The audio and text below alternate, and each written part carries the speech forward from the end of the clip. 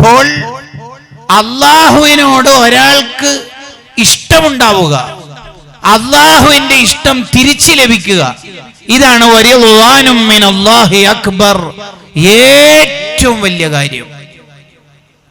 സ്വർഗം കിട്ടുന്നതിനേക്കാൾ ഏറ്റവും വലുത് അള്ളാഹുവിന്റെ ഇഷ്ടം ലഭിക്കലല്ലേ. അള്ളാഹുവിന്റെ ഇഷ്ടത്തിന്റെ ഒരു പാർട്ടല്ലേ സ്വർഗം എന്ന് പറയുന്നത്. അതുകൊണ്ടല്ലേ ഹദ്ദാദിന്റെ ലാസ്റ്റ് അല്ലാഹുമ്മ ഇന്നാ നസ്അലുക റിളാക്, നിന്റെ ഇഷ്ടം നൽകണേ റബ്ബേ. ഇത് കഴിഞ്ഞിട്ടാണ് ചോദിക്കുന്നത് വൽ ജന്ന, സ്വർഗവും. സ്വർഗത്തിലെത്തിയ മുഅ്മിനീങ്ങളോട് അള്ളാഹു ചോദിക്കും എത്രേ, ഇഷ്ടായോ? ഓ ഇഷ്ടായി. തൃപ്തിയായോ? തൃപ്തിയായി. സാറ്റിസ്ഫൈഡ് ആണോ സ്വർഗത്തിന്റെ സുഖങ്ങളിൽ? അതെ. എന്നാ ഇതിനേക്കാൾ വലിയ സുഖം ഞാൻ തരട്ടെ? ഇതിനേക്കാൾ വലുത് സുഖം സ്വർഗത്തിനേക്കാൾ വലുതോ? ഇവിടെ തന്നെ എല്ലാം കിട്ടണ്ടല്ലോ. വലാ ഐനുൻ റഅത് വലാ ഉദുനുൻ സമഅത്, ഇതുവരെ കേൾക്കാത്തത്, ഒരു ചെവിയും കേൾക്കാത്തത്, ഒരു കണ്ണും കാണാത്തത്, മനസ്സിൽ വിചാരിക്കാത്തത് പോലും ഇവിടെ കിട്ടുന്നുണ്ടല്ലോ. പിന്നെ ഇതിലപ്പുറത്ത് എന്താ കിട്ടേണ്ടത്? അപ്പോഴാണ് അള്ളാഹു പറയുന്നത് റിളായ, എൻ്റെ തൃപ്തി, എൻ്റെ ഇഷ്ടം. ഓ സ്വർഗക്കാരെ, ഈ സ്വർഗത്തിന്റെ സർവ്വസുഖത്തിനേക്കാൾ വലുതല്ലേ എൻ്റെ ഇഷ്ടം? അത് നിങ്ങൾക്ക് വേണ്ടേ? അതാണ് ഔലിയാക്കൾ സ്വർഗത്തിലെത്തിയാൽ ചോദിക്കും എത്രേ, എൻ്റെ റബ്ബ് എവിടെ? ഔലിയാക്കളോട് ഇതാ ആപ്പിൾ തോട്ടം, ആപ്പിൾ തോട്ടം, എന്താ ആപ്പിൾ തോട്ടം? മുന്തിരി, മുന്തിരി, ഇത് മുന്തിരി. വനഖലും വറുമ്മാൻ, റുമ്മാൻ തോട്ടം, ഈന്തപ്പനത്തോട്ടം. എന്ത് ഈന്തപ്പന, എന്ത് റുമ്മാൻ? ഓ ഇവർക്ക് ഫ്രൂട്ട്സ് ഇഷ്ടല്ലേ. ഇതാ വെജ്, എന്ത് വെജ്? പിന്നെന്താ വേണ്ടത്? സ്വർഗീയ സുഖങ്ങൾ എന്ത് കാണിച്ചാലും അവർക്ക് വേണ്ട. അപ്പോൾ അവരോട് ചോദിക്കും, നിങ്ങൾക്ക് എന്താ വേണ്ടത്? വലൽ ഹൂർ വലൽ ഹിസാൻ, അവർക്കെന്ത് ഹൂറുൽ ഐൻ, അവർക്കെന്ത് സ്വർഗീയ സുഖങ്ങൾ?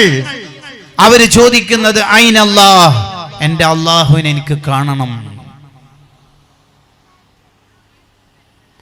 ആ അള്ളാഹുവിന്റെ ഇഷ്ടം ലഭിക്കുക എന്നുള്ളതാണ് കൂട്ടുകാരെ നമുക്ക് ലഭിക്കുന്ന, ഈ ദുനിയാവിലും ആഖിറത്തിൽ ലഭിക്കുന്ന ഏറ്റവും വലിയ കാര്യം. അതെങ്ങനെയാ നമുക്ക് ലഭിക്കുക? അതെങ്ങനെയാ ലഭിക്കുക? മഹാന്മാരെ എഴുതി വെക്കുക. 5 കാര്യങ്ങളിൽ അള്ളാഹുവിന്റെ ഇഷ്ടം അള്ളാഹു ഒളിപ്പിച്ചു വെച്ചിട്ടുണ്ട്. എങ്ങനെ? 5 കാര്യങ്ങളിൽ ഖംസത്തുൻ അഖ്ഫാഹ അല്ലാഹു തആല ഫീ ഖംസത്തിൻ, 5 കാര്യങ്ങളിൽ അള്ളാഹുവിന്റെ ഇഷ്ടം ഒളിപ്പിച്ചു വെച്ച് മറച്ചു വെച്ചിട്ടുണ്ട്. എന്തിനെ, എങ്ങനെ എന്നുള്ളതാണ് ഇന്നത്തെ പ്രഭാഷണത്തിന്റെ വിഷയം തന്നെ. ഈ 5 കാര്യങ്ങളെ ശരിയാവണ്ണം കേൾക്കുകയും ഇംപ്ലിമെന്റ് ചെയ്യേണ്ട രൂപത്തിൽ ജീവിതത്തിൽ കൊണ്ടുവരികയും ചെയ്താൽ അയാൾക്ക് അള്ളാഹുവിന്റെ ഇഷ്ടം ലഭിക്കും. അള്ളാഹുവിന്റെ ഇഷ്ടം ലഭിച്ചാൽ പിന്നെ എന്ത് വിചാരിക്കാനാ? അള്ളാഹു ഒരാളെ ഏറ്റെടുത്താൽ ലോകത്ത് എല്ലാവരും അയാളുടെ ശത്രു ആയാലെന്താ? ആ നാട് ഭരിച്ചിരുന്ന ഫറോവ, എനിക്കെതിരെ ഒരു കുട്ടി ആക്ഷൻ എടുക്കുന്നുണ്ട്, ആ കുട്ടി ജനിക്കാനിരിക്കുന്നുണ്ട്, അതൊരാൺകുട്ടിയാണെന്ന് പ്രവചനം നടത്തുന്നവർ പ്രവചിച്ചപ്പോൾ ജനിക്കുന്ന മുഴുവൻ ആൺകുട്ടികളെയും കൊന്നുകളഞ്ഞ് 7000 കുട്ടികളെ ജനിച്ച ഉടനെ കൊന്നൊടുക്കിയിട്ടുണ്ട്. അക്രമിയായ ഫിർഔൻ. എന്നിട്ട് ഇപ്പൊ എന്താ സംഭവിച്ചത്? ആരെയാണോ ഫിർഔൻ ഭയപ്പെട്ടത്, ആ കുട്ടി വളരെ ഭംഗിയായിട്ട് ജനിച്ചു. ആ കുട്ടിയുടെ ഉമ്മ വെള്ളത്തിൽ പെട്ടിയിലാക്കി ഒഴുക്കി. സാധാരണ കുട്ടിയുള്ളിടത്തേക്ക് ഫിർഔന്റെ പട്ടാളക്കാര് ഇങ്ങോട്ട് വന്ന് പിടിച്ചു കൊണ്ടുപോയിട്ട് കൊല്ലുകയാണ്.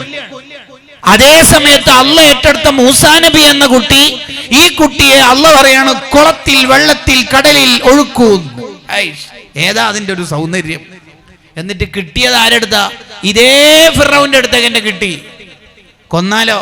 കൂടെയുള്ള ഭാര്യ ആസിയ റളിയല്ലാഹു അൻഹ പറഞ്ഞു, വേണ്ട, നമുക്ക് ഏതായാലും മക്കളില്ലല്ലോ, ഒരു കുട്ടിയായിക്കോട്ടെ.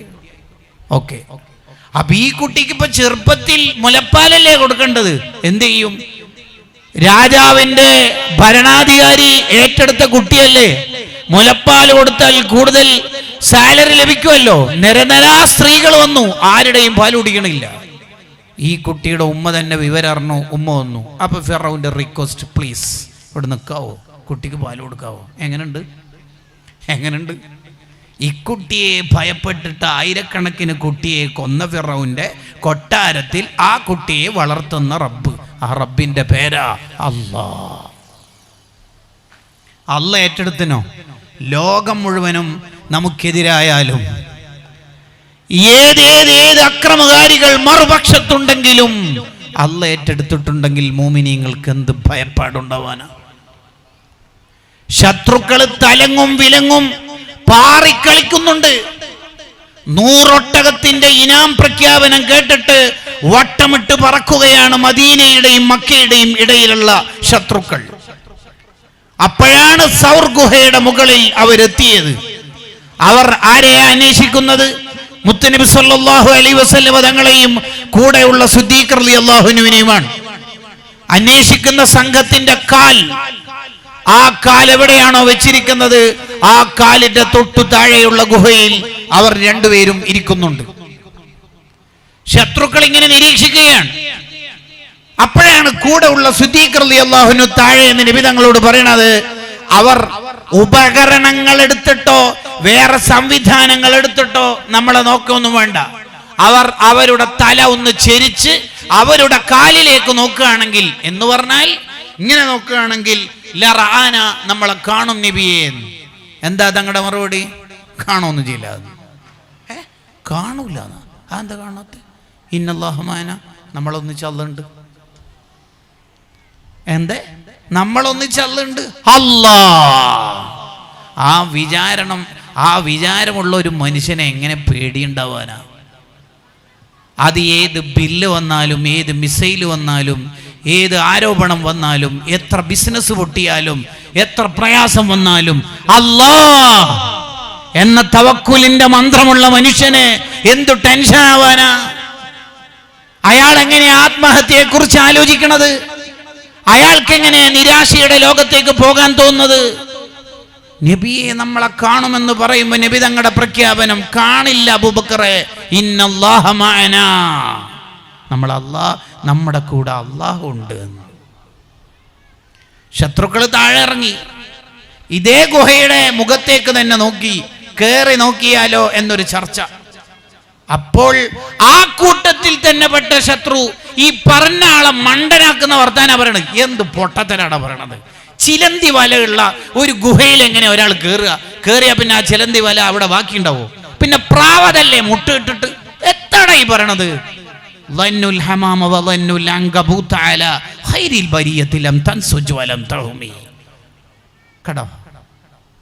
ലോകത്തെ ഏറ്റവും ശക്തി കുറഞ്ഞ വീടേതാ? കോൺക്രീറ്റ് കൊണ്ട്, ഓട് കൊണ്ട്, അല്ലെങ്കിൽ വ്യത്യസ്തങ്ങളായ കല്ലുകൊണ്ട്, മണ്ണുകൊണ്ട്, സിമെന്റ് കൊണ്ട്, ഇങ്ങനെ വ്യത്യസ്തങ്ങളായ വീടുകൾ ലോകത്തുണ്ടാവും. ഏറ്റവും ശക്തി കുറഞ്ഞ ദുർബലമായ വീടേതാ? ചിലന്തിയുടെ വീട്. എന്ന് ഊതിയാൽ പൊട്ടും. ഇന്ന അഹ്വനൽ ബുയൂതി ലബൈത്തുൽ അൻകബൂത്ത്. ഖുർആനാ പറയണത്. ഇന്ന അഹ്വനൽ ബുയൂതി ലബൈത്തുൽ അൻകബൂത്ത്. ലോകത്തെ ഏറ്റവും പെട്ടെന്ന് പൊട്ടുന്ന വീടേതാ? ചിലന്തി വല. ആ ചിലന്തി വലയെ കൊണ്ട് കെട്ടിയിട്ട അള്ളാഹു സംരക്ഷിച്ചത്. എന്ന് പറഞ്ഞാൽ വിഖായത്തുല്ലാഹി അനത അൻ മുളഅഫത്തിൻ. എനിക്കിപ്പോൾ ഒരാളെ സംരക്ഷിക്കണം എന്നുണ്ടെങ്കിൽ AK-47 ന്യൂക്ലിയർ ആറ്റം ബോംബോ റഡാർ സംവിധാനങ്ങളോ ബാരിക്കേഡോ ഒന്നും വേണ്ട. ഇതന്നെ വേണ്ട. അങ്ങനെ വെറുതെ അങ്ങോട്ട് വെച്ചതാ. ഈ അള്ളാഹു തന്നെയല്ലേ നമ്മൾ അള്ളാഹ്? അതെ. എന്നിട്ടെന്താ നമുക്കിങ്ങനെ ടെൻഷൻ? മോളെ കല്യാണം 2 വട്ടം അന്വേഷിച്ചു, ശരിയായില്ല. അപ്പോഴേക്ക് മൂഡ് ഓഫ്. ഇതാണോ മൂമിന്റെ സ്വഭാവം? ഒമാനിലും ബഹ്റൈനിലും ബിസിനസ് ആരംഭിച്ചു, പൊട്ടിപ്പോയി. അപ്പോഴേക്ക് ആത്മഹത്യ പരിഹാരം. ഇതാണോ മുഅ്മിൻ? അല്ല. മുഅ്മിൻ എന്ന് പറഞ്ഞാൽ ആരാണ്? മുഅ്മിൻ എന്ന് പറഞ്ഞാൽ ആരാണ്? അജബൽ അംറിൽ മുഅ്മിൻ. മുഅ്മിനിന്റെ കാര്യം അത്ഭുതല്ലേ. മുഅ്മിനിന് ആരോഗ്യം ഉണ്ടായാൽ അൽഹംദുലില്ലാഹ് പറഞ്ഞ കൂലി വാങ്ങും. മുഅ്മിന് പനി ബാധിച്ചാൽ ക്ഷമിച്ചിട്ട് കൂലി വാങ്ങും. മൂമിൻ അനങ്ങിയാലും അനങ്ങിയിട്ടില്ലെങ്കിലും കൂലിന്നാ ഈ ഹദീസ് പറയണത്. കുട്ടി ജനിച്ചാൽ സന്തോഷിക്കുന്നു, അൽഹംദുലില്ലാഹ് പറയുന്നു, ശുക്ർ ചെയ്യുന്നു, കൂലി വാങ്ങുന്നു. കുട്ടി മരിച്ചാൽ ഇന്നാലില്ലാഹി ചൊല്ലുന്നു, ക്ഷമിക്കുന്നു, കൂലി വാങ്ങുന്നു. മുഅ്മിന് അനങ്ങിയാലും തിരിഞ്ഞാലും കൂലി തന്നെ. ഇതാ ഹദീസിൽ പറയണത് അജബല്ലി അംറിൽ മുഅ്മിൻ, മുഅ്മിനിന്റെ കാര്യം അത്ഭുതം തന്നെ. നമ്മൾ മുഅ്മിനാവണം, നമ്മൾ മുഅ്മിനാവണം. ഫറോവയുടെ ശത്രുക്കൾ, കിബുത്തിയാക്കളായ ശത്രുക്കളെയും കൂട്ടി ഫറോവ 10,000 ശത്രുക്കളെയും കൂട്ടി നാട്ടിൽ നിന്ന് ഇപ്പോൾ വിട്ട മൂസാ നബി അലൈഹിസ്സലാമിനെയും ബനൂ ഇസ്രായേലുകാരെയും പിടിക്കാനും കൊല്ലാനും ശിക്ഷിക്കാനും നാട്ടിൽ നിന്ന് പുറപ്പെട്ടു. മൂസാ നബി അലൈഹിസ്സലാമും കൂടെയുള്ള അനുയായികളും എത്തിപ്പെട്ടേക്കുന്നത് സമുദ്രത്തിന്റെ മുന്നിലാണ്. എന്ത് ചെയ്യും? സമുദ്രത്തിൽ ഇറങ്ങാൻ വകുപ്പില്ല, ആഴമുള്ള വെള്ളം. എന്ത് ചെയ്യും? തിരിഞ്ഞു നോക്കുമ്പോൾ അതാ ശത്രുക്കൾ ഇവിടെ എത്തിയിട്ടുണ്ട്. മുമ്പിൽ സമുദ്രം, പിന്നിൽ ശത്രുക്കൾ. കൂടെ ഉള്ള അനുയായികൾ അതാ പറയുന്നു, ഇന്നല മുദ്റക്കൂൻ, ഇപ്പൊ നമ്മളെ പിടിക്കുമല്ലേ മൂസാ നബിയെ. ആ പ്രതിസന്ധി ഘട്ടങ്ങൾ ആലോചിച്ച് നോക്കിയേ. ഇപ്പം നമ്മൾ പിടികൂടും, എന്ത് ചെയ്യും? അന്നേരം മൂസാ നബി അലൈഹി സ്വലാം എന്താ ചെയ്തത്? ഉടനെ വാട്സപ്പിൻ്റെ സ്റ്റാറ്റസ് എടുക്കുന്നു, മൂഡ് ഓഫിൻ്റെ ഇമോജി ഇടുന്നു, കരയുന്ന 2 ഐക്കൺ ഇടുന്നു. ഇതാണോ പരിപാടി? അല്ല, പിന്നെന്താ ചെയ്യണത്? ഇല്ല ഇല്ല, അങ്ങനെ ശത്രുക്കളൊന്നും നമ്മളെ പിടിക്കും. ശത്രുക്കൾ ഇവിടെ എത്തിയില്ലേ, മുമ്പിൽ സമുദ്രല്ലേ, എന്ത് ചെയ്യും? മൂസാ നബി അലൈഹി സ്വലാമിൻ്റെ മറുപടി, ഇന്ന മഈ റബ്ബി സയഹ്ദീൻ, എൻ്റെ കൂടെ അല്ലാഹ് ഉണ്ട്. നേരത്തെ നബി സല്ലല്ലാഹു അലൈഹി വസല്ലം തങ്ങൾ ഗുഹൻ്റെ ഉള്ളിൽ എന്ന് പറഞ്ഞത് നമ്മളെ കൂടെ അല്ലാഹ് ഉണ്ട് എന്ന്. കാരണം സിദ്ദീഖ് റളിയല്ലാഹു അൻഹു വോൾട്ടേജ് കൂടിയ ലീഡറാണ്. ബനൂ ഇസ്രായേലുകാർ അന്ന് കൂടെ ഉണ്ടായിരുന്നവർ അത്ര വോൾട്ടേജ് ഇല്ല. അതുകൊണ്ടാണ് മൂസാ നബി സിംഗുലർ ടേം ഉപയോഗിച്ചത്, എൻ്റെ കൂടെ അല്ലാഹ് ഉണ്ട്, നിങ്ങൾ അത്ര പോരപ്പോൾ. അതാണ് അങ്ങനെ പറഞ്ഞത്. ഇന്ന മഈ റബ്ബി സയഹ്ദീൻ. കടൽ ഒഴുകണോ വേണ്ടിയോ എന്ന് തീരുമാനിക്കുന്ന റബ്ബിന് കടൽ ഇപ്പോൾ 2 കഷ്ണമാവണമെന്ന് തീരുമാനിക്കാൻ ഇപ്പം എന്ത് പ്രശ്നം? ആവണം 2 കഷ്ണം. മൂസാ നബി പോയി തീർന്നിട്ട് മതി ബാക്കി. അതാ കടൽ ഒരു വഴി സൃഷ്ടിക്കും. കണ്ടോ? കണ്ടകള് മാസങ്ങളോളം കത്തിച്ചില്ലേ ആരെ? നമ്രൂദ്. എന്ത്? തീക്കുണ്ടാരം. എന്തിനെ? ഇബ്രാഹിം നബിയെ കത്തിച്ചു കൊല്ലാൻ. എന്നിട്ട് ഇബ്രാഹിം നബിയെ എങ്ങനെയാണ് ആ തീക്കുണ്ടാരത്തിൽ ഇടുക എന്ന ആലോചനയിൽ ഇബ്ലീസ് വന്ന് നിർദ്ദേശം കൊടുത്തു. ഒരു വില്ലുണ്ടാക്കുക, എന്നിട്ട് അമ്പിന്റെ പകരം ഇബ്രാഹിമിനെ വെക്കുക, എന്നിട്ട് ഇവിടുന്ന് വിട്ടേക്കുക. ഇബ്രാഹിം നബി അലൈഹി സ്വലാമിനെ വില്ലിൽ നിന്ന് വിട്ടു, അമ്പായിട്ട് വിട്ടു. തീക്കുണ്ടാരത്തിലേക്ക് ചെന്ന് പതിക്കുന്ന ഫ്യൂ സെക്കൻഡ്സ്. അങ്ങനെയൊന്നും പറയാനില്ല, നിമിഷാർദ്ധങ്ങൾ, ഇനി കുറഞ്ഞ നിമിഷങ്ങൾ മാത്രം. ആ സമയത്ത് തീയുടെ ഡ്യൂട്ടിയുള്ള മലക്ക് പോയിട്ട് ചോദിക്കുന്നുണ്ട്, എന്തെങ്കിലും ആവശ്യമുണ്ടോ, എന്തെങ്കിലും ആവശ്യമുണ്ടോന്ന്. തീയിലാണല്ലോ വീടെന്തത്, എന്തേലും ആവശ്യമുണ്ടോന്ന്. അതിന് ഖലീലുല്ലാഹി ഇബ്രാഹിം നബി അലൈഹി സ്വലാമിന്റെ വർത്താനം, നോ താങ്ക്സ്, ഒരാവശ്യമില്ല, ഏൽപ്പിക്കേണ്ട ആളെ ഏൽപ്പിച്ചിട്ടുണ്ട്, നോ താങ്ക്സ്, ഒരാവശ്യമില്ല, ഏൽപ്പിക്കേണ്ട റബ്ബിനെ ഏൽപ്പിച്ചിട്ടുണ്ട്. അതെ അതെ, അള്ളാഹു ഏറ്റെടുത്തല്ലോ. തീക്ക് നിർദ്ദേശം കൊടുത്തു, ഇന്ന് നീ ഏതായാലും ചൂട് വേണ്ട, ബർദൻ, തണുപ്പ് മതി. പിന്നെ ഓവർ തണുപ്പാക്കി ആ സെൻട്രൽ എ സി എല്ലാം 16 ഇട്ടാലുണ്ടാവില്ല, നമ്മൾ തന്നെ ഒരു മരക്കഷ്ണായി പോകും. അത് വേണ്ട. വസലാമൻ അല ഇബ്രാഹിം, ഇബ്രാഹിം നബിക്ക് കംഫർട്ടായത് എന്താണോ തണുപ്പ്, ആ രീതിയിൽ മതി. യെസ്, എന്താ രസമല്ലേ. ഇതൊക്കെ ഖുർആനിൽ ഓതുന്ന മോമിനിങ്ങൾക്ക് എങ്ങനെയാ മനുഷ്യന്മാർ ടെൻഷൻ ഉണ്ടാവുക? എന്തെങ്കിലും ഒന്ന് കേൾക്കുമ്പോഴേക്ക് ടെൻഷൻ, എന്തെങ്കിലും ഒന്ന് സംഭവിക്കുമ്പോഴേക്ക് അടുത്തത് ത്വലാക്ക്, അല്ലെങ്കിൽ വേറെന്തെങ്കിലും ബിസിനസ് മതിയാക്കലായി, എന്നെ കൊണ്ട് ഇതാവില്ല, ഞാൻ അവിടുന്ന് ഒഴിവാവലായി എന്നൊക്കെ തോന്നുന്നത് എന്തുകൊണ്ടാണ്? അതാണ് ഈമാനിൻ്റെ കുറവ്, അള്ളാഹുവിലുള്ള വിശ്വാസത്തിൻ്റെ കുറവ് എന്ന് പറയുന്നത്. ഒരു പരീക്ഷണം നമുക്ക് വരുന്നത് എന്തിനായിരിക്കും? ഇദാ ഹബ്ബല്ലാഹു അബ്ദൻ ഇബ്തലാഹു. ഒരു പരീക്ഷണം അള്ളാഹു നൽകുന്നത് ഒന്നിക്കിൽ നമ്മളെ ശുദ്ധീകരിക്കാൻ, കഴിഞ്ഞ കാലങ്ങളിലുള്ള തെറ്റുകുറ്റങ്ങളൊക്കെ പുറത്തു തരാൻ. ഒരു ബില്ല് പാസ്സാവുമ്പോഴേക്ക് നമ്മൾ എന്തിനാ ബേജാറാവണത്? എന്തിനാ ഇപ്പൊ ബേജാറാവണത്? അപ്പുറത്ത് മിസൈലിന്റെ, ഇപ്പുറത്ത് വേറെന്തെങ്കിലും സംവിധാനങ്ങളിന്റെ തുരുതുര ചിത്രങ്ങൾ കാണുമ്പോൾ ഭയപ്പെടേണ്ടവരാണോ മോമിനീങ്ങൾ? ഇനി ആകപ്പാട് എന്ത് സംഭവിച്ചാലും നമ്മളിപ്പോൾ പോകേണ്ടത് ആരടുത്തേക്കാ? നമ്മുടെ സ്നേഹം നമുക്കെല്ലാം തന്ന അള്ളാഹുവിലേക്കല്ലേ. എന്നെ പേടിക്കണ്ട, എന്തിനാ പേടിക്കേണ്ടത്?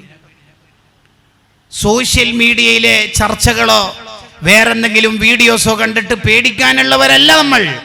ഒരു പരീക്ഷണം നമുക്ക് ലഭിക്കുന്നതിൻ്റെ ലക്ഷ്യങ്ങൾ അറിയാൻ വേണ്ടി മാത്രം ഇമാം റാസി റളിയല്ലാഹു അൻഹു ദീർഘമായി ചർച്ച ചെയ്യുന്നുണ്ട്. ഒന്നുകിൽ നമ്മളെ ദോഷം പൊറുക്കാൻ, അല്ലെങ്കിൽ നമ്മളെ ഒന്ന് ദർജ വർദ്ധിക്കാൻ. ഉദാഹരണത്തിന്, ഒരു വഴിയിലൂടെ നടന്നു പോകുമ്പോൾ മൂസാ നബി അലൈഹി സ്വലാം ഒരാളെ കണ്ടു. അയാളുടെ ശരീരത്തിൻ്റെ പല അവയവങ്ങൾക്ക് രോഗം വന്നിട്ടുണ്ട്. മൂസാ നബി അലൈഹി സ്വലാം അള്ളാഹിൻ്റെ അടുത്ത് ചോദിച്ചു, അയാൾ നിനക്ക് നന്നായി ഇബാദത്ത് ചെയ്യുന്ന ആളല്ലേ? അതെ. പിന്നെന്താ നീ ഇത്രമാത്രം പരീക്ഷിച്ചേക്കണത്? ധാരാളം പ്രയാസങ്ങളുണ്ടല്ലോ. മൂസാ നബി അലൈഹി സ്വലാമിനോട് അള്ളാഹ് പറഞ്ഞത് എന്താ അറിയോ? പറഞ്ഞൊക്കെ ശരി തന്നെയാണ്, പക്ഷേ അയാൾ സ്വർഗത്തിലെ വലിയ സ്ഥാനം, ദർജ എന്നോട് ചോദിച്ചു. അതിന് മാത്രം മൂപ്പർക്ക് ഒന്നുമില്ല കാര്യമായിട്ട്. അപ്പോൾ പിന്നെ ആ ചോദിച്ചത് ഏതായാലും കൊടുക്കണമല്ലോ, പാവല്ലേ. അപ്പം പിന്നെ വലിയ സ്ഥാനം കൊടുക്കാൻ ഞാൻ മരണത്തിൻ്റെ തൊട്ട് മുമ്പുള്ള കുറച്ച് ദിവസം ഒരു അസുഖം കൊടുത്തത്. അതൊന്ന് ക്ഷമിച്ചിട്ട് മൂപ്പര് അതിലേക്ക് എത്തും. അപ്പം പിന്നെ നമുക്ക് ആ സ്ഥാനം കൊടുക്കുന്നതിന് പ്രശ്നമില്ല. അങ്ങനെ കണ്ടകൾ, ഒരു ദിവസം പനി ബാധിച്ചാൽ ഒരു കൊല്ലത്തെ ദോഷം പൊറുക്കുന്ന മതം നമ്മളെ മതം. കാലിന് മുള്ളു തറച്ചാൽ ക്യാൻസറും ട്യൂമറും വരണമെന്നൊന്നുമില്ല. നമുക്ക് കുടുംബത്തെ ഓർത്തിട്ട് ചെറിയൊരു ടെൻഷൻ, നാളെയാണല്ലോ ഭാര്യൻ്റെ ഓപ്പറേഷൻ, എന്ത് ചെയ്യ റബ്ബേ, ഇത്ര ക്യാഷ് വേണമല്ലോ, മക്കൾ സ്കൂൾ തുറക്കലായല്ലോ, യൂണിഫോമും ഇൻസ്ട്രുമെൻറ്റ് ബോക്സും ടിഫിനും എല്ലാം പാടാകുമ്പോൾ അത്യാവശ്യം ചിലവുണ്ടല്ലോ, എന്ത് ചെയ്യും? അങ്ങനെ മനസ്സിൽ ടെൻഷനാകുമ്പോൾ പൊറുക്കുന്ന ദോഷങ്ങളുണ്ട് ഇസ്ലാമിൽ. മൂമിൻ അനങ്ങിയ കൂലിയ, മൂമിനായി കൊടുത്താൽ മതി, വേറൊന്നും വേണ്ട. മുഅ്മിൻ അനങ്ങിയ കൂലിയ, അജബല്ലി അംറിൽ മുഅ്മിൻ. കണ്ടോ കണ്ടങ്ങൾ? നമ്മളെ ശുദ്ധിയാക്കാനാണ് പരീക്ഷണങ്ങൾ അള്ളാഹു തരുന്നത്. നമ്മുടെ ദർജ വർദ്ധിക്കാനാണ് പരീക്ഷണങ്ങൾ അള്ളാഹു തരുന്നത്. നമ്മുടെ ദോഷങ്ങൾ പുറത്തു തരാനാണ് അള്ളാഹു പരീക്ഷണങ്ങൾ നൽകുന്നത്. ഈ വിഷയത്തിൽ മാത്രം ഇമാമിങ്ങൾക്ക് കിതാബ് തന്നെ ഉണ്ട്. അപ്പോൾ ഞാൻ പറഞ്ഞു വന്നത്, അള്ളാഹുവിൻ്റെ ഇഷ്ടം നമുക്ക് ലഭിക്കണം. അള്ളാഹ് നമ്മളെ തൃപ്തിപ്പെട്ട, നിങ്ങൾ ലോകം ആലോചിച്ച് നോക്കിയേ, നമ്മൾ അള്ളാഹ്ക്ക് ഭയങ്കര ഇഷ്ടം. അങ്ങനെയാണെങ്കിൽ എന്തിനാ ഇപ്പം പേടി, എന്തിനാ ടെൻഷൻ, എന്തിനാ ഇപ്പം പ്രയാസം? എന്ത് രസം ഉണ്ടാവും ജീവിക്കാൻ, ഭയങ്കര രസമായിരിക്കും. അള്ളാഹു ഒരാളെ ഇഷ്ടപ്പെട്ടാലുള്ള മെച്ചം എന്താ അറിയോ?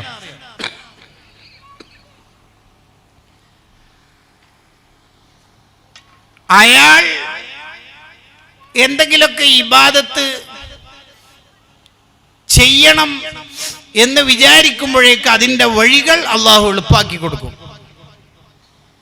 അയാളെ അള്ളാഹു വേഗം ഏറ്റെടുക്കും. അതിന് നമ്മൾ ചെയ്യേണ്ട ഒരു കാര്യമുണ്ട്. ഞാൻ അതിൻ്റെ ആമുഖം ദീർഘിപ്പിക്കാനല്ല, ഇത് നിർബന്ധമായി കേൾക്കേണ്ട ആമുഖമായതുകൊണ്ടാണ് വിഷയത്തിൻ്റെ കാമ്പിലേക്ക് കിടക്കാത്തത്. മനുഷ്യന്മാർ 4 തരത്തിലുണ്ടാവും. ഒന്ന് അബ്ദുള്ള, അള്ളാൻ്റെ അടിമ, അത് ഞാൻ പറയാം. 2 അബ്ദു സൗജ, ഭാര്യൻ്റെ അടിമ, പെൺകൂസൻ എന്നാണ് മലയാളത്തിൽ ചില നാട്ടിലൊക്കെ പറയൽ. അതെല്ലാ നാട്ടിലും അതെന്നെ പറഞ്ഞോളിയെന്ന എൻ്റെ അഭിപ്രായം. 3 അബ്ദുദ്ദീനാർ, പൈസൻ്റെ അടിമ. 4 അബ്ദുൽ ഹവ, ശരീരത്തിൻ്റെ അല്ലെങ്കിൽ ഇച്ഛയുടെ. ഇവിടെ പറയാൻ ഒരു സുഖക്കുറവുണ്ട്. ഇച്ഛ എന്ന് പറഞ്ഞാൽ ഇവിടെ ജ്യേഷ്ഠനും കാരണവർക്കൊക്കെ ഇച്ഛ എന്ന് പറയും. എന്ന് പറഞ്ഞാൽ ദേഹേച്ഛയുടെ ശരീരാഗ്രഹത്തിൻ്റെ അടിമ. 4 അടിമകളാണ് ടോട്ടൽ മനുഷ്യന്മാരിൽ ഉണ്ടാവുക. 4 അടിമകൾ. ഒന്ന് അബ്ദുള്ള, അള്ളാൻ്റെ അടിമ. അള്ളാൻ്റെ അടിമകളുടെ പ്രത്യേകത എന്ന് പറഞ്ഞാൽ അയാൾ എന്ത് പറയുമ്പോഴും ഒരു അബ്ദുള്ളയായിട്ടേ സംസാരിക്കുള്ളൂ. എന്ത് പറയുന്നു, ഒരാൾക്ക് അള്ളാഹു കൊടുക്കുന്ന ഏറ്റവും വലിയ പോസ്റ്റാണ് അബ്ദ് എന്നുള്ളത്, അടിമ. അബ്ദുഹു വറസൂലുഹു എന്നാ നബി സല്ലല്ലാഹു അലൈഹി വസല്ലം തങ്ങളെ കുറിച്ച് പറയാം. അബ്ദുഹു വറസൂലു, ആദ്യം പറയൽ അള്ളാന്റെ അടിമ എന്നാ പറയൽ. വറസൂലുഹു, അള്ളാന്റെ റസൂൽ എന്ന് രണ്ടാമതാ പറയാം. ഈ അബ്ദാവുക എന്ന് പറഞ്ഞാൽ അപാരമായ കഴിവാണ്. അബ്ദാവുക എന്ന് പറയുന്നത് രണ്ട് കാര്യങ്ങളാണ്. അയാൾ പരമാവധി താവും. രണ്ടാമത്തത് അയാൾ ഭയങ്കര അഭിമാനമുള്ള ആളായിരിക്കും. ഞാൻ അള്ളാന്റെ അടിമയല്ലേ എന്നുള്ളതായിരിക്കും. നബി സല്ലല്ലാഹു അലൈഹി വസല്ലം തങ്ങൾക്ക് ഏറ്റവും വലിയ സന്തോഷമുള്ള സന്ദർഭങ്ങൾ ഉണ്ടായ രണ്ട് സന്ദർഭമാണ്. ഒന്ന് ഇസ്രാഉം മറ്റൊന്ന് മിഅ്റാജും. ഇസ്രാ എന്നുള്ളതിനെയാണ് നേരത്തെ ഇവിടെ വിശദീകരിച്ചത്. ബൈത്തുൽ മുഖദ്ദസിലേക്കുള്ള യാത്ര, ദെൻ അങ്ങോട്ടേക്കുള്ള ആകാശലോകത്തേക്കുള്ള യാത്രയാണ് മിഅ്റാജ്. ഈ ഇസ്രായിനെ കുറിച്ച് അള്ളാഹ് പറഞ്ഞത് സുബ്ഹാനല്ലദി അസ്റാ ബി അബ്ദിഹി, എൻ്റെ അടിമയെ, എൻ്റെ അടിമയെ കണ്ട, എൻ്റെ അടിമയെ ഞാൻ കണ്ട. ഇനി മിഅ്റാജിനെ കുറിച്ച് പറയുമ്പോൾ പറയണത് എൻ്റെ അടിമക്ക് ഞാൻ വേണ്ടെല്ലാം കൊടുത്തു, നിങ്ങൾ അതിൽ ഇടപെടും വേണ്ട, കൊടുത്തിട്ടുണ്ട് എൻ്റെ അടിമക്ക്. കണ്ടങ്ങൾ ആ പ്രയോഗം കണ്ടങ്ങൾ, എൻ്റെ അടിമ. നബി സല്ലല്ലാഹു അലൈഹി വസല്ലം തങ്ങൾ സ്വന്തത്തെ കുറിച്ച് പരിചയപ്പെടുത്തുമ്പോൾ തന്നെ അങ്ങനെയാ പരിചയപ്പെടുത്തല്. ഖുൽ ഇന്നമാ അന ബശറും മിസ്ലുക്കും, നിങ്ങളൊക്കെ മനുഷ്യനായതുപോലെ ഞാനും ഒരു മനുഷ്യൻ തന്നെ. ജിന്നും മലക്കൊന്നും എന്നെ കണ്ടിട്ട് തോന്നണ്ട, ഞാൻ നിങ്ങളൊക്കെ മനുഷ്യനായതുപോലെ ഞാനും ഒരു മനുഷ്യൻ തന്നെ. അവിടെ മുജാഹിദാർ അർത്ഥം വെക്കുന്ന പോലെ നിങ്ങളെപ്പോലത്തെ മനുഷ്യൻ എന്നല്ല. നിങ്ങളെപ്പോലത്തെ മനുഷ്യനാണെങ്കിൽ പിന്നെ യൂഹാ ഇലയ്യാന്ന് തൊട്ട് ശേഷം ആയത്തുണ്ടല്ലോ, എനിക്ക് വഹിയുണ്ട്. നിങ്ങളൊക്കെ മനുഷ്യനായതുപോലെ ഞാനൊരു മനുഷ്യൻ തന്നെയാണ്. പക്ഷെ നമുക്കത് കഴിയൂല, അതാണ് നമ്മുടെ പ്രശ്നം. നമ്മുടെ ഒരു പ്രശ്നം എന്താണെന്ന് വെച്ചാൽ നമ്മൾ പരമാവധി നമ്മൾ ഡിഗ്രി പറഞ്ഞുകൊണ്ടിരിക്കും. PG കഴിഞ്ഞ് MPhil കഴിഞ്ഞിട്ടുണ്ട്, PG ചെയ്തുകൊണ്ടിരിക്കുന്നുണ്ട്, ഹാംവാർഡ് യൂണിവേഴ്സിറ്റിയിൽ ഒരു പേപ്പർ പ്രസൻറ്റ് ചെയ്തുകൊണ്ടിരിക്കണമെന്ന് വിചാരിക്കുന്നുണ്ട്, ഓക്സ്ഫോർഡിൽ കിട്ടുമോ എന്ന് നോക്കുന്നുണ്ട്. ഇങ്ങനെ പറഞ്ഞുകൊണ്ടിരിക്കും. നമ്മുടെ ഡിഗ്രി നമ്മൾ പറഞ്ഞുകൊണ്ടേയിരിക്കും. ഇപ്പോൾ ഒരു 10 ആൾ ഇവിടെ ഇരുത്തിയിട്ട് കോഡ്ലെസ് മേക്ക് കൊടുത്ത് നോക്കി, ജസ്റ്റ് ഒന്ന് സെൽഫി ഇൻട്രൊഡ്യൂസ് ചെയ്യാൻ പറയും, അങ്ങനെ പറയും. ഏറ്റവും ചുരുങ്ങിയത് വേറെ ഏതെങ്കിലും ഒരു മോഡലെങ്കിലും പറയും, ഞാൻ വന്നേ ഭാരതിലാണ് വന്നത് എന്നെങ്കിലും പറയും. അങ്ങനെയെങ്കിലും പറയും, ഏറ്റവും ചുരുങ്ങിയത് അതൊക്കെ പറയും. ആ അണ്ടകടാഹാട പറയേണ്ട ഒരാവശ്യമില്ല, എന്നാലോ പറയും. ഈ അബ്ദുള്ളമാര് അങ്ങനെ ചെയ്യൂല. ശരിക്കും അബ്ദുള്ള എന്ന് പറഞ്ഞാൽ എപ്പോൾ അള്ളാന്റെ അണ്ടറിൽ നിൽക്കുന്ന ഒരു സംസാരമേ അവരുടെ ജീവിതത്തിൽ ഉണ്ടാവുള്ളൂ. നബി സല്ലല്ലാഹു അലൈഹി വസല്ലം തങ്ങളെ കണ്ടില്ല നിങ്ങൾ? നബി സല്ലല്ലാഹു അലൈഹി വസല്ലം തങ്ങൾ താഴെ ഇരിക്കുമ്പോൾ എന്താ തങ്ങൾ ഇങ്ങനെ ഇരിക്കുന്നത്? അപ്പോൾ തങ്ങളുടെ മറുപടി അജ്ലിസു കമാ യജ്ലിസുൽ അബ്ദു, ഒരടിമ ഇരിക്കുന്ന പോലെ ഇരുന്നോളാം, ഞാനൊരു പാവാണ്. കണ്ട, തങ്ങളെന്താ ഇങ്ങനെ തിന്നുന്നത്? ആക്കുലു കമാ യഅ്കുലുൽ അബ്ദു, ഒരടിമ തിന്നുന്ന പോലെ തിന്നോളാം. മനുഷ്യന്മാരെ, നമുക്കതാവാൻ കഴിയാത്തതാണ് നമ്മളെ പ്രശ്നം. നമുക്ക് അബ്ദുള്ളയാവാൻ കഴിയുന്നില്ല, വളരെ താഴ്മയോടെ ജീവിക്കാൻ കഴിയുന്നില്ല. നമുക്ക് പരമാവധി പൊങ്ങച്ചം, ഹൈപ്പോക്രസി ആൻഡ് വാനിറ്റി നമുക്കുണ്ടാവും. ഉള്ള കഴിവിങ്ങനെ ഊതി വീർപ്പിച്ചിട്ട് വലുതാക്കി കൊണ്ടുവരും. ഏറ്റവും ചുരുങ്ങിയത് അങ്ങോട്ട് വിളിച്ചിട്ടൊക്കെ ചില ആൾ ഫോൺ വിളിച്ചിട്ട് അങ്ങോട്ടായിരിക്കും, ഇയാൾ അങ്ങോട്ട് വിളിച്ചായിരിക്കും, ഞാൻ ഉസ്താദിൻ്റെ അടുത്താണ് ഉള്ളത്, തങ്ങളുടെ അടുത്താണ് ഉള്ളത്, കുറച്ച് കഴിഞ്ഞിട്ട് വിളിക്കാം, അത് പറയാനായിട്ട് അങ്ങോട്ട് വിളിച്ചത്.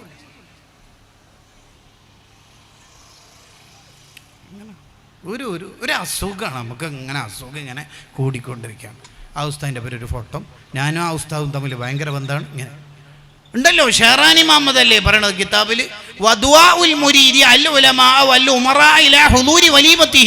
വീട്ടിലുള്ള സൽക്കാരത്തിനും മകളുടെ നിക്കാഹിനൊക്കെ തങ്ങന്മാരെയും ഉസ്താമാരെയും ഒക്കെ ചില ആൾ വിളിക്കും. എന്തിന്? ബർക്കത്തിനല്ല, ജനങ്ങളുടെ മനസ്സിൽ ഇയാൾ വലുതാണ് എന്ന് തോന്നിപ്പിക്കാൻ. എൻ്റെ 4 മക്കളുടെ നിക്കാഹ് ഉസ്താദാണ് കഴിച്ചത്, ഇൻഷാ അല്ലാഹ് വൈകുന്നേരം ഉസ്താദെത്തും മറ്റേയാൾ തങ്ങളെത്തും, ഇങ്ങനെ പറഞ്ഞുകൊണ്ട് ഇത് ഇങ്ങനെ നാടകം ഇങ്ങനെ നടന്നുകൊണ്ടിരിക്കുക. അതിന് കുറേ ആളിങ്ങനെ കുഴലൂതിക്കൊണ്ടിരിക്കുക. വദാലിക മിൻ അസ്ബാബിൽ ഹലാക്ക്, അതയാൾ നശിച്ചു പോകാനുള്ള ഒരു വഴിയാണെന്ന് ഇമാം ഷഹറാനി റഹിമഹുള്ളയുടെ അൽ കൗകബു ഷാഹിഖ് എന്ന ഗ്രന്ഥത്തിൽ കാണാം. നമ്മളിപ്പോൾ ഒരു ഉസ്താദിനെ, ഒരു തങ്ങളെയൊക്കെ സ്നേഹിക്കേണ്ടതും സൽക്കരിക്കേണ്ടതും വിരുന്നൂട്ടേണ്ടതും അവർ യൂട്യൂബിൽ വൈറലായതുകൊണ്ടോ അവർ ഭയങ്കര ഫേമസ് ആയതുകൊണ്ടോ വൈബായതുകൊണ്ടോ അല്ല. ലിയത്തബറക ബിഹി, അവർ മുത്തബറക ബിഹി ആണെന്ന് നമുക്ക് വിശ്വാസം ഉണ്ടെങ്കിൽ അവരെ കൊണ്ട് ബർക്കത്തെടുക്കാനാണ്. നബി സല്ലല്ലാഹു അലൈഹി വസല്ലം തങ്ങളെ ഇത്ബാൻ ഇബ്നു മാലിക് റളിയല്ലാഹു അൻഹു വീട്ടിൽ കൊണ്ടുപോയിട്ട് നിസ്കരിപ്പിച്ചത് എന്തിനാ? ലിയതബറക ബിഹി, ബർക്കത്ത് എടുക്കാനാ, വേറൊന്നിനല്ല. അപ്പൊ അബ്ദുള്ളയാവുക, അള്ളാന്റെ അടിമയാവുക, വളരെ താഴ്മയോടെ ജീവിക്കും. രണ്ടാമത്തെ അടിമയാണ് അബ്ദുസ്സൗജ, ഭാര്യന്റെ അടിമ. അതെന്താ പ്രശ്നം എന്ന് വെച്ചാല്, ഇപ്പൊ എല്ലാ പ്രഭാഷകരും റസൂലുള്ളാഹിന്റെ പേര് ഓട്ടം മത്സരം നടത്തി ആയിഷ ബീവിന്റെ കഥയെ പറയുന്നുള്ളൂ. അതുകൊണ്ട് ഇപ്പോൾ പല ആളും കല്യാണം കഴിക്കലോടുകൂടി പെൺകൂസരായി മാറുന്നുണ്ടോ എന്ന് ഒരു സംശയം. പെണ്ണ് പെണ്ണാവണം, ആൺ ആണാവണം, ഭർത്താവ് ഭർത്താവണം, ഭാര്യ ഭാര്യ ആവണം. അവരെ നന്നായി സ്നേഹിക്കണം, അതിലൊന്നും ഒരു ഡൗട്ടും ഇല്ല. വാശിറുഹുന്ന, എങ്ങനെയാ ഖുർആൻ പറഞ്ഞത്? വാശിറുഹുന്ന, അവരോട് പെരുമാറേണ്ട രീതി മഅറൂഫായിട്ടാണ്, വളരെ സ്നേഹത്തോടെ സന്തോഷത്തോടെ മാത്രമേ പെരുമാറാൻ പറ്റൂ. പക്ഷേ തൻ്റെ ഭാര്യ ഒരു തെറ്റ് ചെയ്യുമ്പോൾ അത് തിരുത്തി കൊടുക്കാനുള്ള കഴിവ് ഭർത്താവിനുണ്ടാവണം. ഭാര്യൻ്റെ അടിമയാവരുത്. പറയുന്നതെല്ലാം വാങ്ങിക്കൊടുക്കലാണ് സ്നേഹമെന്ന് വിചാരിക്കരുത്. അങ്ങനെ ചില ആൾക്കാരുണ്ട് മക്കളോടൊക്കെ. ലൈസ മിന്നാ മല്ലം യർഹം സഗീറന, കുട്ടികളോട് കരുണ കാണിക്കാത്തവൻ എന്നിൽപ്പെട്ടവനല്ല എന്ന ഹദീസിനെ വിശദീകരിച്ച് മഹാന്മാര് പറയുന്നുണ്ട്. കുട്ടികളോട് കരുണ കാണിക്കുക എന്ന് പറഞ്ഞാൽ, കുട്ടിയല്ലേ, കുറച്ച് തെറ്റൊക്കെ ചെയ്തോട്ടെ, സുബി വയ്യ നിസ്കരിച്ചാലും കുഴപ്പമില്ല, ഓന് ഇന്ന് നോമ്പ് പറ്റിട്ടില്ലെങ്കിലും കുഴപ്പമില്ല എന്ന ലിബറൽ ആലോചന അല്ല കുട്ടീനോടുള്ള കരുണ. പിന്നെ ആ കുട്ടീനെ നരകത്തിൽ നിന്ന് രക്ഷപ്പെടാനുള്ള പണിയെടുക്കലാണ്, ആ കുട്ടീനെ നരകത്തിൽ നിന്ന് രക്ഷപ്പെടുത്താനുള്ള പണിയെടുക്കലാണ് കുട്ടിനോടുള്ള കരുണ. വിശദീകരണത്തിന് ശറഹു മുഖ്തസരി ശുഅബുൽ ഈമാൻ എന്ന സൈനുദ്ദീൻ മഖ്ദൂം അൽ കബീർ റഹിമഹുള്ളയുടെ കിതാബ് നോക്കിയാൽ മതി. കുട്ടികളോടുള്ള കരുണ എന്ന് പറഞ്ഞാൽ അങ്ങനെയാണ്. എൻ്റെ കുട്ടി നരകത്തിൽ പോകരുത്, അതാണ് കരുണ. അല്ലാതെ പിള്ളേരല്ല കുറച്ചൊക്കെ കഴിച്ചോട്ടെ, അങ്ങനല്ല. ലിബറൽ ആവലല്ല. LKG UKG 1 2 ഒക്കെ പഠിക്കുന്ന കുട്ടികളുടെ മുടി എങ്ങനെ ക്രോപ്പ് ആവണത്? ആരാ ഇതിൻ്റെ ഉത്തരവാദികൾ? ആ കുട്ടിക്കിനെ ബാർബർ ഷോപ്പിൽ തലവെച്ചിട്ട് ഇരിക്കുന്ന ഒരു സൈസ് ഉണ്ട് നിങ്ങൾ. ആ ഇരുത്തത്തിൻ്റെ അർത്ഥം തന്നെ അങ്ങനെയാണ്. മുറിക്ക് മോനെ നിൻ്റെ കളി ആഹർത്തി കാണിച്ചു തരാം ഉപ്പാനോട്. ഉപ്പ ഗൾഫിലാണെങ്കിൽ ഉമ്മാനോട്. എന്താ കുട്ടികളോടുള്ള കരുണ എന്ന് പറഞ്ഞാൽ, ഓൻ വിചാരിച്ച പോലെ ഫോൺ കൊടുക്കലോ, ഓൻ ആഗ്രഹിക്കുന്ന പോലെ ഗെയിം കൊടുക്കലോ? അല്ലല്ല, ആ കുട്ടിനെ നരകത്തൊന്ന് രക്ഷപ്പെടുത്തല. ഗസാലി ഇമാം റഹിമഹുല്ലാഹ് ആ ഗംഭീര വിശദീകരണത്തോടെ ഈ ഹീല് വരുന്നുണ്ട്. അതായത് നീ നിന്റെ മോനെ നിസ്കാരത്തിന് സുബീക്ക് വിളിച്ചിട്ടില്ല, എന്നിട്ട് വീട്ടിൽ നിന്ന് മുറ്റത്തേക്ക് ഇറങ്ങി പള്ളിയിലേക്ക് നടന്നു പോകുമ്പോൾ അതാ ഗ്യാസ് സിലിണ്ടർ പൊട്ടിത്തെറിച്ച്. എന്താക്കല് നീ? എന്താ ചെയ്യല്? ഓടി പോയിട്ട് കുട്ടിനെ വിളിച്ചിട്ട് അല്ലേ, ദുനിയാവിലെ തീയിൽ നിന്ന് നീ ദുനിയാവിലെ തീയിൽ നിന്ന് രക്ഷപ്പെടുത്തുന്നില്ലേ, അപ്പോൾ പിന്നെ നരകത്തിലെ തീയിൽ നിന്ന് എന്താ രക്ഷപ്പെടുത്താത്തത്? ഇതാണ് കരുണ. അപ്പൊ ഭാര്യ ആയാലും മക്കളായാലും റഫ് തനഉമ് പഠിപ്പിച്ചു കൊടുക്കാൻ പാടില്ല.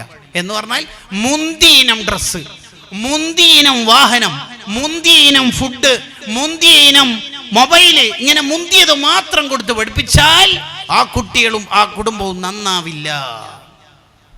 ഈ നാട്ടിലും ഈ പരിസരത്തൊക്കെ ഉള്ള നാട്ടിലെ പല ചെറുപ്പക്കാരും ആകെ വെള്ളം കുടിക്കുക. എന്താ കാരണം? എൻഗേജ്മെന്റിന്റെ പേരിൽ തന്നെ ഈ ഉമ്മമാര് നിർബന്ധിക്കും. എന്ത്? എനിക്കിനി സ്വർണ്ണമില്ല മറ്റൊന്ന് പറഞ്ഞില്ല, നമ്മളെ കുടുംബത്തിനൊരു പത്രാസ് ഉണ്ട് എന്നെല്ലാം പറയും. എന്താണ് ആ പത്രാസ് എന്ന് ഓർക്കെന്നെ അറിയില്ല. ഈ പിള്ളേർ ആകെ ആ ദുബായിലോ കുവൈത്തിലോ ഖത്തറിലോ പോയിട്ട് കഷ്ടപ്പെട്ടുണ്ടാക്കിയ മുഴുവൻ പണവും ഈ എൻഗേജ്മെന്റിന്റെ കാലത്ത് തന്നെ തീരുകയും ചെയ്യും. പാവങ്ങൾ. ഇനിയിപ്പോൾ ഇവിടുത്തെ ആരെങ്കിലും ചെറുപ്പക്കാർ എനിക്ക് പരിചയക്കാരുള്ളതുകൊണ്ട് അവർ പറയാൻ പറഞ്ഞിട്ട് പറയുന്നത് നിങ്ങൾക്ക് തോന്നരുത്, എനിക്ക് അങ്ങനെ ആരും ഇവിടുത്തെ പരിചയമൊന്നുമില്ല, ഞാൻ ആദ്യമായിട്ടാണ് ഇവിടെ വരുന്നതാണ്. അങ്ങനെയൊന്നും ചെയ്യരുത്. കുട്ടികളെ മക്കളെ ഒക്കെ വളർത്തുമ്പോൾ ഉപ്പമാര് നന്നായി ശ്രദ്ധിക്കണം.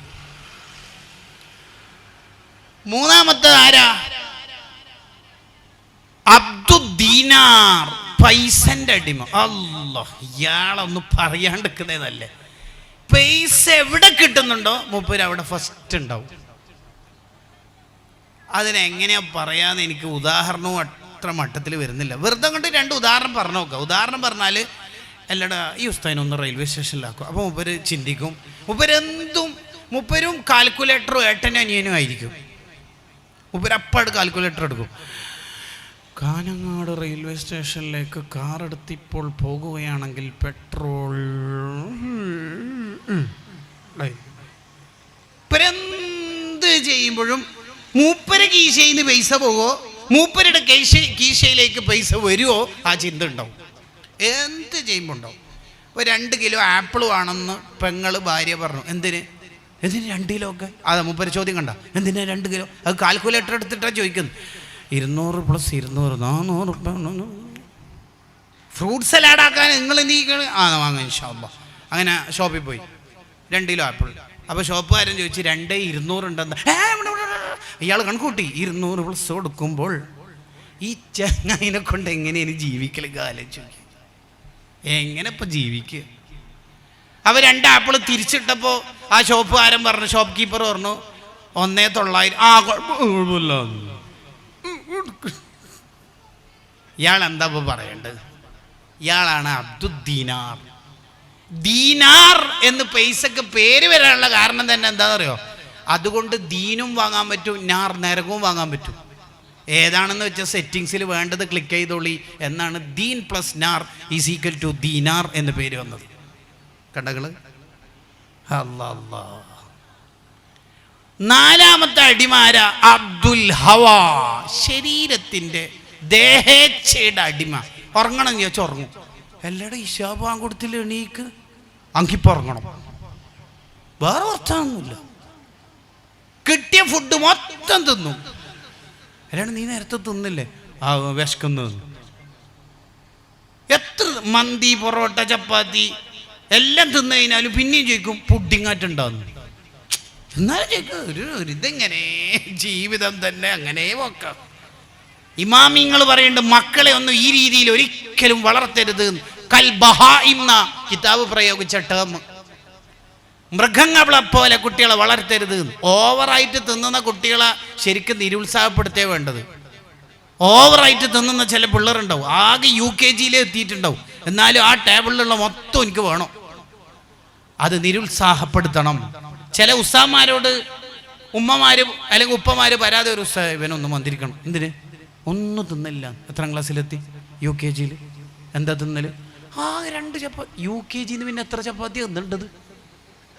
ഇവൻ്റെ അതേ പ്രായത്തിൽ മറ്റവനുണ്ടല്ലോ നല്ല വൃത്തിക്ക് തിന്നു. ഓനെത്രല്ല? ഇരട്ടയാന്ന്. UKG തന്നെ. അതെ, ഓനെത്ര തിന്നു? 5 ചപ്പാത്തി. ഇവനെ SLC കാലത്ത് പോരേന്നെ വിഴുങ്ങുമല്ല. ഇങ്ങനെയാ ഇമാമിങ്ങൾ പറയുന്നുണ്ട്, ഈ ഓവറായിട്ട് തിന്നുന്ന കുട്ടികളെ നിരുത്സാഹപ്പെടുത്തണം. അവൻ്റെ മുമ്പിൽ നിന്ന് തന്നെ കൂടുതൽ തിന്നുന്ന കുട്ടികളുടെ പേര് പരാമർശിക്കാതെ ആ സ്വഭാവം വളരെ മോശം സ്വഭാവമാണ് എന്ന് അവനെ പറഞ്ഞ് ബോധ്യപ്പെടുത്തണം. നമ്മളെ മക്കൾ നന്നാവാൻ എന്താ ഇപ്പോൾ നമ്മൾ ചെയ്യേണ്ടത്? ഇപ്പോഴത്തെ കാലം എന്ന് പറഞ്ഞാൽ കുട്ടിക്കുറ്റവാളികൾ എന്ന് കുട്ടികളെ വിളിക്കണോ വേണ്ടിയോ എന്നുള്ളതിൽ ഖിലാഫ് കിടക്കുന്ന കാലമാണ്. കുട്ടിക്കുറ്റവാളികൾ എന്ന് കുട്ടികളെ വിളിക്കണോ വേണ്ടിയോ? എന്താണ് ശരിക്കും നമ്മളെ മക്കളെ നന്നാക്കാൻ നമ്മൾ ചെയ്യേണ്ടത്? നമ്മളെ മക്കൾക്ക് ദുനിയാവ് ഹൃദയത്തിൽ കയറ്റാതിരിക്കാൻ ശ്രദ്ധിക്കണം. അതാണ് ഒന്നാമത് ശ്രദ്ധിക്കണം. അതിന് നല്ല കൂട്ടുകാർ മാത്രം നമ്മളെ മക്കൾക്കുണ്ടാവണം. മിക്കവാറും കോസ്മെറ്റിക്സും മോഡലും ട്രെൻഡൊക്കെ രൂപപ്പെടുന്നത് അവരുടെ ഫ്രണ്ട്സിൽ നിന്നാണ്. ഒരു മനുഷ്യന്റെ ബുദ്ധി കണക്കാക്കപ്പെടുന്നത് അവൻ്റെ ഫ്രണ്ട്സിൻ്റെ വിഷയത്തിൽ അവൻ്റെ സെലക്ഷൻ നോക്കിയിട്ടാണ്. അവൻ ആരെയാണോ ഫ്രണ്ടാക്കണത് അപ്പം മനസ്സിലാക്കുക അവൻ്റെ ബുദ്ധി എത്രത്തോളം ഉണ്ട്. അങ്ങനെയാ കണക്ക്.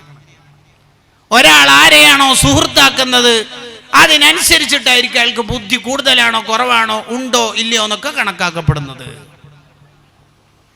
അതെ, ആ അർത്ഥത്തിലാ. അതാണ് മഹത്തുക്കൾ അവരുടെ ഗ്രന്ഥങ്ങളിൽ എഴുതി വെച്ചല്ലോ. എന്തെഴുതി വെച്ചു? ഖലീലുൽ മർഇ ദലീലു അഖ്ലിഹി. ഖലീലുൽ മർഇ ദലീലു അഖ്ലിഹി. ഒരു മനുഷ്യന്റെ സുഹൃത്ത് അവൻ്റെ ബുദ്ധിയുടെ തെളിവാണ്, ബുദ്ധിയുടെ അടയാളം. ബുദ്ധി എത്ര ഉണ്ടെന്ന് അവൻ്റെ സുഹൃത്ത് നോക്കിയാൽ മനസ്സിലാവും. അനിൽ മർഇ ലാ തസ്അൽ ഫസൽ അൻ ഖരീനിഹി ഒരു ചെറുക്കനെ പുതിയ പ്ലേറ്റ് എടുക്കണമെന്നുണ്ടെങ്കിൽ അവൻ്റെ പ്രൊഫൈലും അവൻ്റെ DP-യും അന്വേഷിക്കുന്നതിന് പകരം അവൻ്റെ ഫ്രണ്ട്സ് ആരൊക്കെ എന്ന് നോക്കിയാൽ മതി. എന്നാൽ തന്നെ ചിത്രം വ്യക്തമാകും. എത്ര കൃത്യമാണ് ഇസ്ലാമിൻ്റെ റൂട്ട് നിലപാട് നോക്കി. അപ്പോൾ നമ്മളെ മക്കൾ നന്നാവാൻ അവരുടെ ഹൃദയം ദുനിയാവിനോട് ഹബ്ബില്ലാതെ ശ്രദ്ധിക്കണം. മുന്തി ഇനം ഫുഡ് മാത്രം കൊടുത്ത് പഠിപ്പിച്ചാൽ കുട്ടികൾക്ക് പാവങ്ങളെ സ്നേഹിക്കാനുള്ള മനസ്സുണ്ടാവില്ല. അങ്ങനെ നമ്മളെ മക്കളെ നമ്മൾ ശുദ്ധിയാക്കണം. എന്നിട്ട് ഒറിജിനൽ അബ്ദുള്ളമാരാവണം, അള്ളാഹുവിൻ്റെ അടിമകളാവണം. അങ്ങനെ അള്ളാഹുവിൻ്റെ അടിമകളായി അള്ളാഹുവിൻ്റെ ഇഷ്ടം ലഭിക്കാനുള്ള മാർഗങ്ങളാണ് ഇനി ഇവിടെ പറയുന്നത്. ഖംസത്തുൻ അഖ്ഫാ അല്ലാഹു തആല ഫീ ഖംസത്തിൻ. 5 കാര്യങ്ങളിൽ അള്ളാഹു 5 കാര്യങ്ങൾ ഒളിപ്പിച്ചു വെച്ചിട്ടുണ്ട്. 1, അഖ്ഫാ റിളാഅഹു, അള്ളാഹുവിൻ്റെ തൃപ്തി അള്ളാഹു ഒളിപ്പിച്ചു വെച്ചിരിക്കുന്നത് ഫീ ത്വാഅത്തിൻ മിൻ ത്വാഅതിഹി, ഇബാദത്തുകളിലാണ്. ഏത് ഇബാദത്ത് ചെയ്താലാണ് അള്ളാഹുവിൻ്റെ ഇഷ്ടം കിട്ടുക എന്നുള്ളത് ഇല്ലല്ലോ. ഏതെങ്കിലും ഒരു ഇബാദത്തായിരിക്കും ചിലപ്പോൾ അവൻ അള്ളാഹുവിൻ്റെ അടുത്ത് ക്ലിക്ക് ആവാൻ കാരണമാകുന്നത്. അതെന്തിനാ അള്ളാഹു അത് ഒളിപ്പിച്ചു വെച്ചത്? ലിയജ്തഹിദന്നാസു ഫീ ജമീഇ ത്വാഅതി റജാഅ യുസാദിഫുഹാ. എല്ലാ ഇബാദത്തും ജീവിതത്തിൽ പരമാവധി ചെയ്ത് എങ്ങനെയെങ്കിലും അള്ളാഹിൻ്റെ ഇഷ്ടം കിട്ടണം എന്ന് വിചാരിക്കാൻ നമ്മൾ അങ്ങനെയാണ് ശ്രദ്ധിക്കേണ്ടത്. നമ്മൾ കേൾക്കുന്ന അറിയുന്ന എല്ലാ ഇബാദത്തും പരമാവധി അതിൻ്റെ മിനിമം എങ്കിലും നമ്മൾ ചെയ്യണം. താജുൽ ഉലമ ഉള്ളാൾ തങ്ങൾ ഉപ്പാപ്പ വിത്തർ 11 റക്അത്ത് നിസ്കരിക്കുന്ന മഹാനാ. വിത്തർ 11 റക്അത്ത് എല്ലാ ദിവസവും പതിറ്റാണ്ടുകളോളം നിസ്കരിച്ച ആളാണ്. വിത്തർ 11 റക്അത്ത്. അത് നമുക്ക് കഴിയില്ലെങ്കിലും എപ്പോഴും ഒരു 3 റക്അത്തെങ്കിലും വിത്തർ നമ്മൾ നിസ്കരിക്കണം. തറാവീഹ് പോലെ വിത്തർ റമളാനിൽ മാത്രമുള്ള അല്ലല്ലോ, അല്ല. ഹനഫി മദ്ഹബിൽ വിത്തർ വാജിബാണ്. മല്ലം യുത്തിർ ഫലൈസ മിന്ന, വിത്തർ നിസ്കരിക്കാത്തവൻ എന്നിൽപ്പെട്ടവനല്ല എന്ന ഹദീസ് നമ്മൾ ഓർമ്മിക്കണം.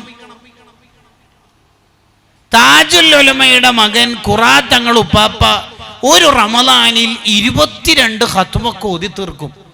ഷാഫി ഇമാമിന്റെ കാലത്തുള്ള മഹാന്മാരെ അല്ല നമ്മൾ ഇവിടെ വായിക്കുന്നത്. നമ്മുടെ ഇടയിൽ ജീവിച്ച ഒരു നേതാവിനെ കുറിച്ചാണ് നമ്മൾ കേൾക്കുന്നത്. തങ്ങളുപ്പാപ്പ തന്നെ പറയണ്ടല്ലോ ഒരു പ്രസംഗത്തില്, എന്തൊക്കെ വലിയ റിസ്ക് ഉള്ളതാ, ഞാൻ ഒരു റമളാനിൽ 27 ഖത്മ ഓതി തീർത്തിട്ടുണ്ട് എന്ന്. നിങ്ങൾ ആലോചിച്ച് നോക്കിയേ. നമ്മുടെ ഇടയിൽ ജീവിച്ച് ഒരുപാട് മോമിനീങ്ങളുടെ പ്രശ്നങ്ങൾ പരിഹരിച്ചു കൊടുത്ത്, ഒരുപാട് പള്ളി ഉദ്ഘാടനങ്ങൾക്ക് പോയി, ഒരുപാട് ദുആ നേതൃത്വമായി നമുക്കുണ്ടായി. അങ്ങനെ എല്ലാ ഖൈറാത്തിനും മുന്നിൽ നിന്ന് മഹാനായ കൂറത്തങ്ങൾ ഉപ്പാപ്പ ഒരു റമളാനിൽ 22 ഖത്മ ഓതി തീർക്കുന്നു എന്ന് പറയുമ്പോൾ മോമിനീങ്ങൾ അതിൻ്റെ ഒരു മിനിമം നമുക്ക് ഉണ്ടാവണ്ടേ?